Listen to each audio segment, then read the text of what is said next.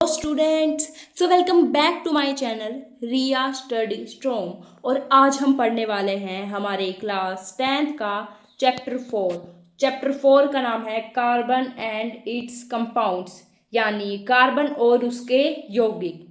तो पहले हम पढ़ेंगे इंट्रोडक्शन। ओके, तो चलिए स्टार्ट करते हैं बिना टाइम वेस्ट किए। सो गाइस, पहले हम पढ़ लेते हैं इंट्रोडक्शन। ओके, इंट्रोडक्शन का फर्स्ट पॉइंट है कार्बन एक बहुत महत्वपूर्ण तत्व है। यह जीवित प्राणियों के शरीर का मुख्य आधार है। कार्बन की संयोजकता कितनी होती है? वो होती है 4। इसलिए यह अन्य कार्बन परमाणुओं तथा अन्य तत्वों के साथ मजबूत सहसंयोग बंध बनाकर बहुत बड़ी संख्या में यौगिक बना सकता है। मतलब क्या है इसका? कार्बन की संयुक्त 4 होती है, तो कार्बन अन्य कार्बन परमाणु अन्य तत्वों के साथ मिलकर एक बहुत ही महत्वपूर्ण सहसंयोग बंध बनाकर बहुत बड़ी संख्या में क्या बना सकते हैं? यौगिक। ठीक है, अगला पॉइंट है कार्बन परमाणु आपस में जुड़कर लंबी श्रृंखला, शाखित श्रृंखला या वलय यानी रिंग संरचना बना सकते हैं। और ये लास्ट पॉइंट है हमारे इंट्रोडक्शन का, कार्बन के यौगिक हमारे दैनिक जीवन में बहुत महत्वपूर्ण है, जैसे ईंधन, भोज, कपड़े, साबुन, डिटर्जेंट, प्लास्टिक, दवाइयाँ आदि। ये सब हैं कार्बन के उदाहरण। सो अब हम पढ़ लेते हैं इस चैप्टर के इम्पोर्टेंट डेफिनेशन, जो बोर्ड के एग्जाम के लिए बहुत इम्पोर्टेंट है, यानी बोर्ड की दृष्टि से बहुत ज़्यादा हमारे काम आएगी। ओके, तो फर्स्ट पॉइंट पढ़ लेते हैं हमारे इम्पोर्टेंट डेफिनेशन का। फर्स्ट डेफिनेशन हम पढ़ेंगे कोविलेंट बॉन्ड, यानी सहसंयोग बंध। इसकी ये पढ़ लेते हैं कि क्या होता है सहसंयोग बंध। दो परमाणुओं के बीच इलेक्ट्रॉनों की साझेदारी से बनने वाला रासायनिक बंध कहलाता है सहसंयोग बंध। ओके, हमारी सेकंड इंपॉर्टेंट डेफिनेशन है कैटेनेशन। कैटेनेशन मतलब होता है श्रृंखलन। ओके, तो श्रृंखलन क्या होता है? कार्बन परमाणुओं का आपस में जुड़कर लंबी श्रृंखला, शाखित श्रृंखला या चक्रीय श्रृंखला बनाना श्रृंखलन कहलाता है। श्रृंखलन जो मतलब कैसी भी टाइप की श्रृंखला है, वो लंबी हो, शाखित हो या चक्रीय। चक्रीय यानी रिंग। ओके, तो चक्रीय संरचना बनाना ही श्रृंखलन कहलाता है। ये संरचना ऐसे होती है कि लंबी संरचना होती है ऐसे, और शाखित होती है ऐसी, और चक्रीय यानी रिंग संरचना होती है ऐसी। टेट्रावैलेंसी यानी चतुसंयोगता। तो चतुसंयोगता क्या होती है? कार्बन की 4 सहसंयोजक बांध बनाने की क्षमता को चतुसंयोजकता कहते हैं। जैसे यहाँ पे ये बांध बनाया है, आपको बता देती हूँ। चतुसंयोजकता का सिंपल अर्थ वो होता है किसी तत्व के परमाणु की संयोजन क्षमता का 4 होना। यहाँ पे कार्बन की संयोजन क्षमता 4 हो रही। और केमिस्ट्री में देखो, केमिस्ट्री में यह मुख्य रूप से कार्बन के संदर्भ में, कार्बन यानी सी के संदर्भ में समझाई जाती है, जहां एक कार्बन परमाणु अपने बाह्यतम कोशों को पूरा करने के लिए अन्य परमाणु के साथ 4 सहसंयोग बांध बनाता है। ओके, इसे कहते हैं टेट्रावैलेंसी। और हमारी फोर्थ डेफिनेशन है हाइड्रोकार्बन। ठीक है, वे कार्बनिक यौगिक जिसमें केवल कार्बन और हाइड्रोजन उपस्थित होते हैं उसे कहते हैं हाइड्रोकार्बन। और हाइड्रोकार्बन की ये डेफिनेशन कितनी ज़्यादा सिंपल है ना। उदाहरण जैसे CH4, C2H6। तो इस समय क्या है? सिर्फ कार्बन और हाइड्रोजन ही उपस्थित हैं, इसलिए इसको बोलेंगे हाइड्रोकार्बन। फिफ्थ है फंक्शनल ग्रुप, यानी क्रियात्मक समूह। कार्बन यौगिक में उपस्थित वह परमाणु या परमाणुओं का जो समूह उस यौगिक के विशिष्ट रासायनिक गुणों के लिए उत्तरदायी होता है, क्रियात्मक समूह कहलाता है। अर्थात परमाणुओं का वह विशिष्ट और सक्रिय समूह है जो किसी कार्बनिक यौगिक के रासायनिक गुणों और उसकी प्रतिक्रियाशील का निर्धारण करता है, चाहे कार्बन श्रृंखला का आकार कुछ भी हो। तो हमारी देखो, हमने 5 डेफिनेशन ऊपर कर ली थी, और अब हमें 5 और करनी है, तो 6 डेफिनेशन पढ़ लेते हैं अपनी।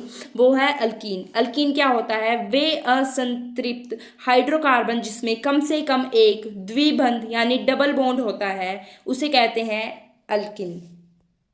ये है इसका एग्जाम्पल, सामान्य सूत्र CnH2n। ओके, यहाँ पे अल्कीन का एग्जाम्पल भी दिया है। और हमारी 7th डेफिनेशन है एल्काइन, वे असंतृप्त हाइड्रोकार्बन जिसमें कम से कम एक त्रिबंध यानी ट्रिपल बॉन्ड होता है उसे अल्काइन कहते हैं। ठीक है, और अल्कीन में क्या था, जिसमें कम से कम एक डबल बॉन्ड होता है वो अल्कीन था, और जिसमें कम से कम ट्रिपल बॉन्ड होता है वो होता है अल्काइन। ये हमें दिया एक एग्जाम्पल, सामान्य सूत्र, ये एक और एग्जाम्पल। 8th है होमोलोगो सीरीज यानी समजातीय श्रेणी। ठीक है, इसका पढ़ लेते हैं क्या होती है ये। कार्बनिक यौगिक की वह श्रेणी जिसमें समान क्रियात्मक समूह हो तथा क्रमिक सदस्यों में -CH2 का अंतर हो वो कहलाती है हमारी समजातीय श्रेणी। ये इसका एग्जाम्पल है। समजातीय श्रेणी अर्थात कार्बनिक यौगिक की वह श्रृंखला या श्रेणी जिसमें एक जैसा सामान्य सूत्र और समान क्रियात्मक समूह होता है तथा जिसके दो क्रमिक यानी लगातार सदस्यों के बीच CH2 समूह का अंतर होता है, उसे कहते हैं हम समजातीय श्रेणी। और हाँ, समजातीय श्रेणी के सभी यौगिकों को एक ही सामान्य सूत्र से दर्शाया जा सकता है। नोमेनक्लेचर यानी नामकरण। ओके, ये पढ़ लेते हैं आप। कार्बनिक यौगिक के नाम रखने की विधि को नामकरण कहते हैं। IUPAC पत्ती के अनुसार कार्बन श्रृंखला की लंबाई के अनुसार नाम रखे जाते हैं। अब आप सोचोगे कि IUPAC क्या है ना। तो IUPAC की IUPAC क्या होता है, इसका मतलब होता है international union of pure and applied chemistry. ये है IUPAC। ओके, ये इसका एग्जाम्पल है। अब हम पढ़ेंगे केमिकल प्रॉपर्टी यानी रासायनिक गुण। कार्बन यौगिकों के वे गुण जिनके कारण विशिष्ट रासायनिक अभिक्रिया करते हैं उन्हें कहते हैं हम केमिकल प्रॉपर्टी यानी रासायनिक गुण। मुख्य अभिक्रियाएं हम कौन कौन सी करते हैं, दहन, ऑक्सीकरण, योगात्मक अभिक्रिया, प्रतिस्थापन अभिक्रिया आदि। अब हम जल्दी से पढ़ लेते हैं इसी चैप्टर का हमारा वन शॉट रिवीजन। फर्स्ट है कार्बन की संयोजकता 4 होती है। यह अपने परमाणुओं से जुड़कर लंबी शाखित और चक्रीय श्रृंखलाएं बनाता है, इसे श्रृंखलन कहते हैं। ओके, अभी हमने श्रृंखलन ऊपर भी पढ़ा था। कार्बन सह संयोग बंध बनाता है जिसमें इलेक्ट्रॉनों की साझेदारी होती है।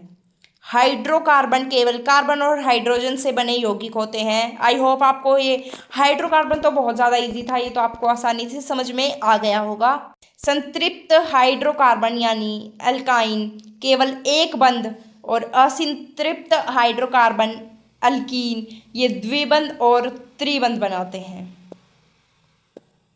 यानी संतृप्त हाइड्रोकार्बन में केवल एक बंध बनता है और असंतृप्त में द्विबंध भी बनता है और त्रिबंध भी बनता है। और नेक्स्ट है समजातीय श्रेणी में समान क्रियात्मक समूह वाले यौगिक होते हैं और क्रमिक सदस्यों में CH2 का अंतर होते हैं। ये किसमें होता है CH2 का अंतर, वो होता है हमारा समजातीय श्रेणी में। ओके, क्रियात्मक समूह किसी कार्बनिक यौगिक के विशिष्ट रासायनिक गुण निर्धारित करता है।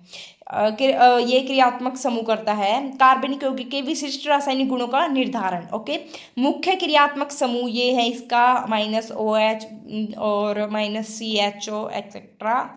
नेक्स्ट है कार्बन यौगिकों की प्रमुख रासायनिक अभिक्रियाएं। ठीक है, वो है दहन, ऑक्सीकरण, योगात्मक अभिक्रिया और प्रतिस्थापन अभिक्रिया। एथेनॉल C2H5OH एक महत्वपूर्ण कार्बन यौगिक है जिसका उपयोग होता है विलायक, दवाइयों और उद्योगों में। ओके, एथेनोइक अम्ल, ये एथेनोइक अम्ल होता है CH3COOH जिसे एसिटिक अम्ल कहते हैं, सिरके में पाया जाता है। आपने सुना होगा कि एसिटिक अम्ल बहुत ज़्यादा खतरनाक होता है। ठीक है, और ये पाया जाता है सिरके में। और ये वन शॉट रिवीजन का लास्ट पॉइंट है साबुन लंबे श्रृंखला वाले कार्बोक्रिस्टलिस अम्लों के सोडियम पोटाशियम लवण होते हैं। डिटर्जेंट भी सफाई के लिए उपयोग किए जाते हैं और कठोर जल में अधिक प्रभावी होते हैं। चलो अब पढ़ लेते हैं इस चैप्टर की शॉर्ट समरी। ओके, और फटाफट से ये भी कर लेते हैं, बहुत इम्पोर्टेंट होगी हमारे लिए। और मतलब इस आज मैं इसका वन शॉट रिवीजन करवा ही दूंगी आपको इस पूरे चैप्टर का। ज़्यादा लंबी वीडियो नहीं बनाएंगे, छोटी सी ही, मतलब ज़्यादा 15 मिनट के आसपास इसमें आपका पूरा चैप्टर हो जाएगा। तो ध्यान से वीडियो को देखना और जो जो मैं समझा रही हूँ उनको समझना। सो फर्स्ट है कार्बन। ठीक है, कार्बन के बारे में पढ़ते हैं। कार्बन एक महत्वपूर्ण अधातु है। ठीक है, कार्बन एक अधातु है जिसकी संयोजकता होती है 4। आपने बहुत बार पढ़ लिया होगा और शायद आपको याद भी हो गया होगा। सेकंड है, यह अपने ही परमाणु के साथ जुड़कर लंबी श्रृंखला, शासित श्रृंखला और वलय बनाता है, इसे श्रृंखलन कहते हैं। ठीक है, मतलब कार्बन अपने परमाणु के साथ जुड़ता है और जैसी भी श्रृंखला बनाते हैं, लंबी, शाखित, वलय, इसे कहते हैं श्रृंखलन। कार्बन दूसरे परमाणुओं के साथ इलेक्ट्रॉनों की साझेदारी करके सहसंयोग बंध बनाता है। तो यहाँ पे कार्बन की संरचना बनाई है जहां पे कार्बन की संयोजकता है 4। सेकंड टॉपिक है हमारा हाइड्रोकार्बन। अब हम पढ़ेंगे हाइड्रोकार्बन के बारे में। और आपको अभी तक याद होगा, इतना इजी है ये। कार्बन यौगिक जिसमें केवल कार्बन और हाइड्रोजन होते हैं, इतना सिंपल सा है, वो होता है हाइड्रोकार्बन। देखो इसके नाम से पता चल रहा है हाइड्रोकार्बन यानी हाइड्रोजन और कार्बन। फर्स्ट, संतृप्त हाइड्रोकार्बन, इसमें केवल एक बंध होते हैं। सामान्य सूत्र ये है इसका, उदाहरण भी मीथेन और इथेन। ओके, सेकंड है असंतृप्त हाइड्रोकार्बन, इसमें द्विबंध या त्रिबंध होते हैं। अल्काइन, ये इसका सामान्य सूत्र है। ठीक है, इसमें वो जो अल्कीन होते हैं वो बनाते हैं द्विबंध और जो अल्काइन होते हैं वो बनाते हैं त्रिबंध।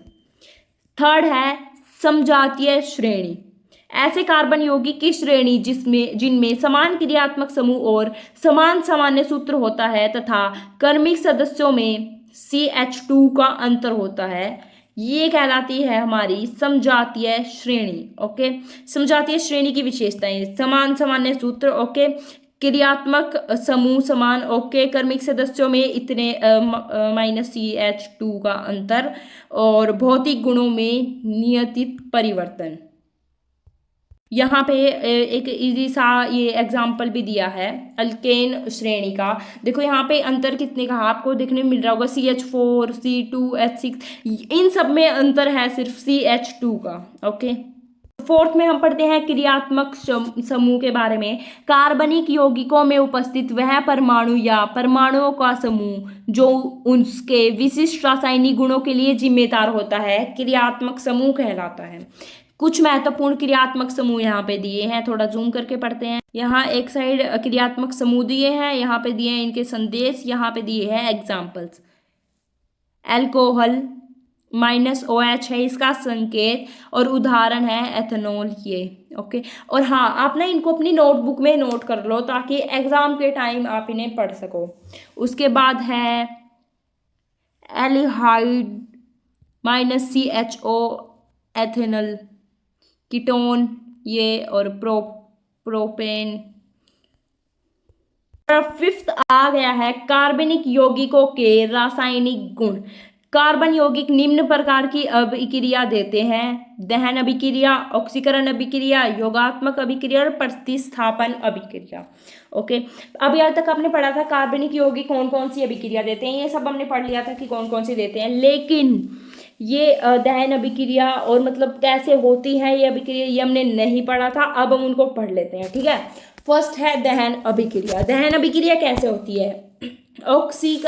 ऑक्सीजन में जलने पर ऊष्मा व प्रकाश उत्पन्न होता है तो होती है हमारी दहन अभिक्रिया। सेकंड है ऑक्सीकरण अभिक्रिया, ऑक्सीजन या ऑक्सीकारकों के साथ होती है। योगात्मक अभिक्रिया, असंतृप्त यौगिकों में हाइड्रोजन, हैलोजन आदि के जुड़ने से होती है योगात्मक अभिक्रिया। प्रतिस्थापन अभिक्रिया, एक परमाणु या समूह के स्थान पर दूसरे परमाणु या समूह का आ जाना हो जाएगी हमारी प्रतिस्थापन अभिक्रिया। अब नेक्स्ट देख लेते हैं एथेनॉल और एथेनोइक अम्ल।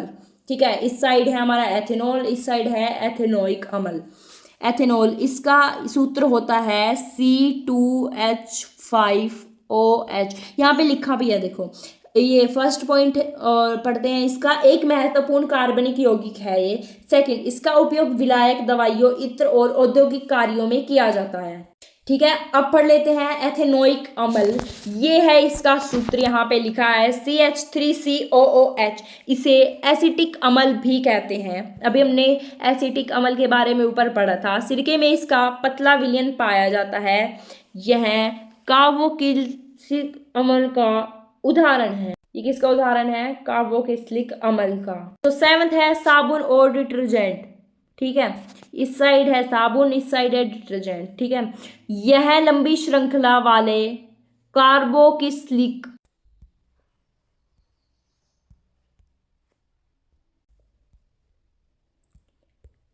सो गाइस, इसी के साथ हमारी वीडियो का एंड होता है और आज हमने कर लिया इस वीडियो का one short revision. Okay, I hope आप सबको समझ में आया होगा। अगर समझ में आया हो और वीडियो पसंद आई हो तो वीडियो को लाइक करें, चैनल को सब्सक्राइब करना ना भूलें और हाँ, अपने दोस्तों के साथ शेयर भी कर ले ताकि वो भी पढ़ाई कर ले आपके साथ साथ। और तब तक के लिए बाय बाय, मिलते हैं कल एक नेक्स्ट वीडियो के साथ। तब तक के लिए आप ये वाला पढ़ो। मैं 1-2 दिन में इस चैप्टर के इम्पोर्टेंट क्वेश्चंस भी लेके आऊंगी। बाय।